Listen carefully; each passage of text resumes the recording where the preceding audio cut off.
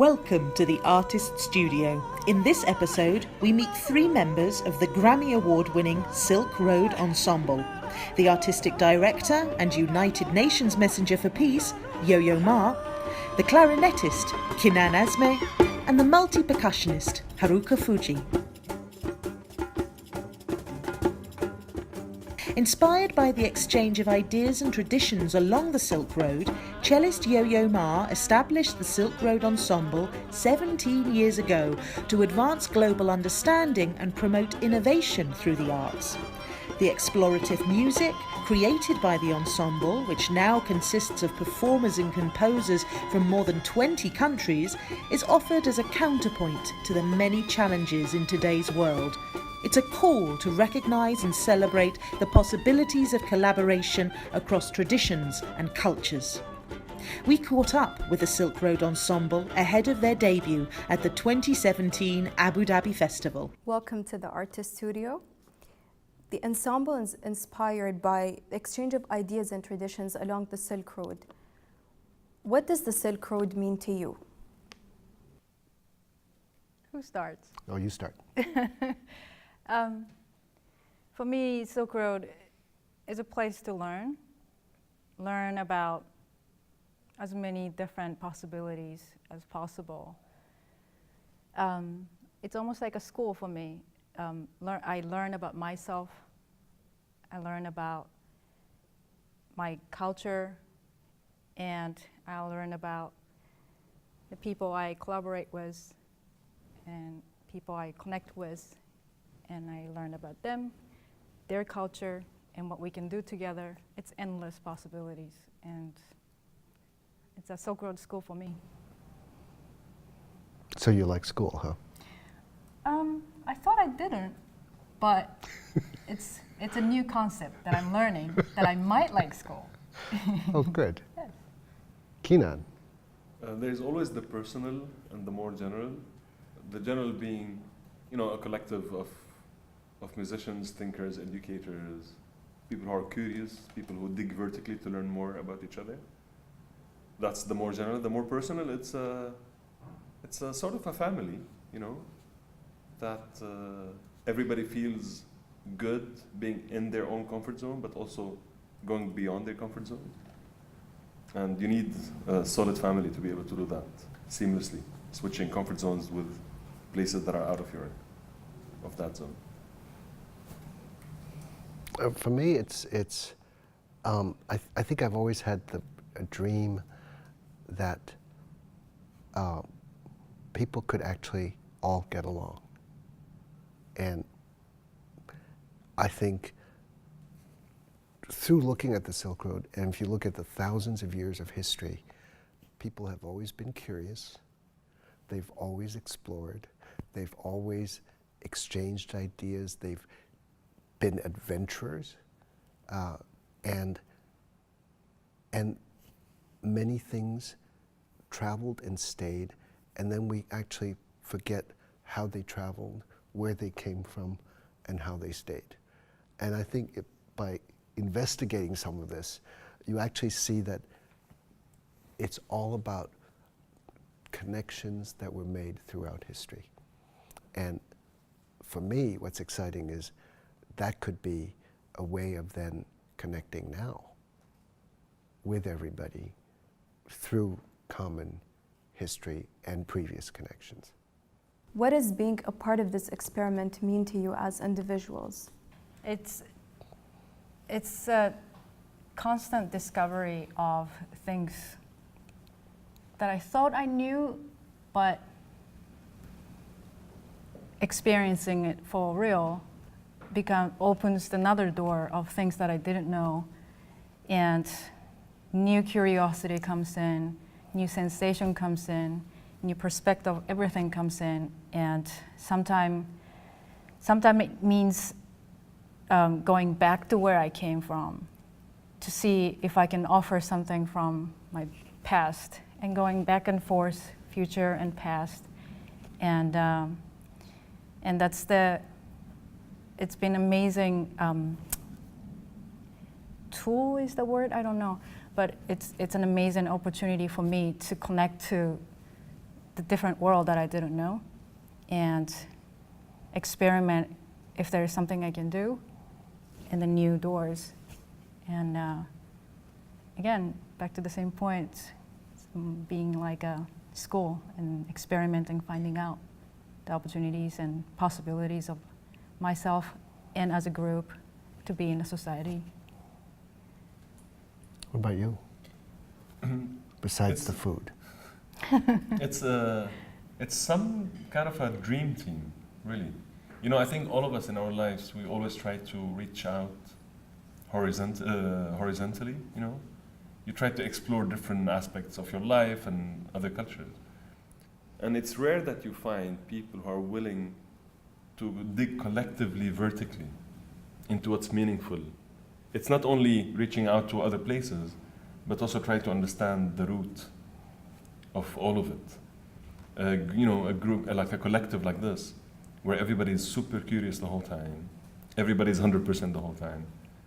And you know, we have not only meaningful music making, but actually there's lots of involvement in each other's lives also, and discussing politics and everything in between. I don't think of it as only as a music ensemble, certainly not. Music is maybe our strongest arm, but it, you know, it pushes all of us actually to the maximum. So that has been, you know, a great roller coaster ride, that's for sure. Well, speak for yourself that you may have strong arms. I have strong legs. Well, please go ahead, elaborate on this. No, I like the way you said dream team, because, you know, I started saying that, well, I had a dream about something. And in some ways, one advantage of the Silk Road is that this is not what everybody does all the time. And so the time that people choose to spend together is precious, because you're giving up other things, like in your case, your daughter at home. Being mother. Right? Yeah. And which is a lot, and touring and doing many other things. But somehow it is a bit of an aspirational dream to say, actually, we who are in some ways representatives of different parts of the world actually not only can get along, but we can actually work together, create together, and have unbelievably high regard for one another, and we care about how this is represented. So it's kind of a little idealistic, which we know is really hard to achieve in any world, but because it's not constant, we realize that it's also kind of precious. So we kind of make the most use of the time that we can spend together to kind of say, no, we don't want to waste this because we've chosen to be here. Last year, members of the Silk Road Ensemble traveled to Jordan and collaborated with Syrian refugees. Tell us about why such projects are vital to the Silk Road Ensemble. Members of Silk Road did a number of visits, but this is in line of what Silk Road does. You know, the educational aspect of what we do is really also at the heart of Silk Road activities at large, not only as ensemble members, but also as individuals. And again, it's very critical.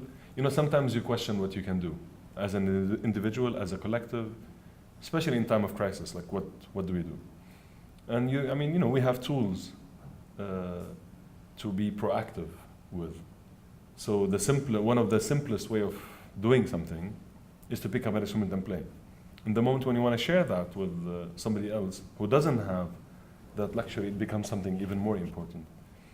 So Silk Road did 2 visits to Za'atari refugee camps in the last couple of years, where, you know, it was simply just go and play with the kids. You know, it's good to remind yourself, but also to the world, that kids' main job is to play. You know, and when you are surrounded by incredibly active and enthusiastic children, you understand how important that is. You know, it was a super inspiring trip. I've done one of these trips, and I mean, what I learned from them, I think, was by far more than what I taught. You know, I always mention the urgency of music making, of art making, but also you see there, and it's real life. And if you succeed of making one of these kids smile, or if one of them will have this, will find it in them to pick up an instrument one day, then maybe we did something right. But also we realize that it doesn't change the situation on the ground much. You know, it will not, you know, change the status of the person who's living in a tent when it's minus a few degrees, you know. But at least it can bring some kind of perspective of how good life can be at some point. And maybe it brings hope. And again, just even playing with somebody means a lot to both parties, I think. But we continue to do more of these activities, you know. There are lots of projects that are actually being implemented right now to try to be more engaged with every community, you know, whether, you know, in the US, elsewhere in the world, in refugee camps, but also dealing with a wide variety of people who we think we can help and interact with. And that's what we've been doing. Well, we shared an experience in January where Kinan was asked by a new hall opening in Hamburg, the Elbphilharmonie, to helm a 2-week Syrian festival, which we did one concert where we included, he wrote a piece for clarinet and cello. I played some, you know, sort of a real integration of German music, Syrian emigres, now living in northern Germany, and German musicians. And what was amazing was that at the end, and you just finished doing more of that just now, right? Right. The hall erupted in some kind of communal well-being. I'll never forget that, because, and the next day, people were actually on the plane leaving Hamburg, and more people came and said, you know, it was one thing where there was a seamless, it was not about German music or Syrian music, but everybody was there together. That's like, for me, a high point in my musical experience, that you can achieve that with music. And it puts such a human face on what we read in the newspapers, because that's about numbers. But we remember the photo of the man carrying a dead child, because that is human, right? So it became expressed as something that we can all connect to. But that evening in Hamburg, and I think it happened recently again with you, right, with that festival. So people also really want that. And we need that experience to balance out the other stuff that we hear. And it's a miracle to me that you can continue playing, because in the film you said, you know, there was a year where you really couldn't do much. Right. And so, but this is your will to be human and to declare your humanity to do this. And that in itself is I think is a great act of courage. I mean, you have to always, I think you have to always hold on to your tools. You know, even in the worst times, the best thing you can do is to keep doing what you're doing. But you do it more passionately, maybe, you know? You realize the context changes, how honest you are with your art making should not change. But you see the impact more, and you see the importance of what you do more, maybe. I don't know, right? But again, it's coming together, you know, bringing the best tools you can and collaborating with somebody else. The final question is asked to every person interviewed for the Artist Studio. How do you define creativity? I believe creativity is in every human beings. Each of us, everyone in different degree, different form, different style, different levels, but everyone has one, I think, and which is something that can be turned into like the key to be connected to the world. That could be your ticket to go anywhere you want to go. Thank you for being a part of the Artist Studio, and thank you for your time.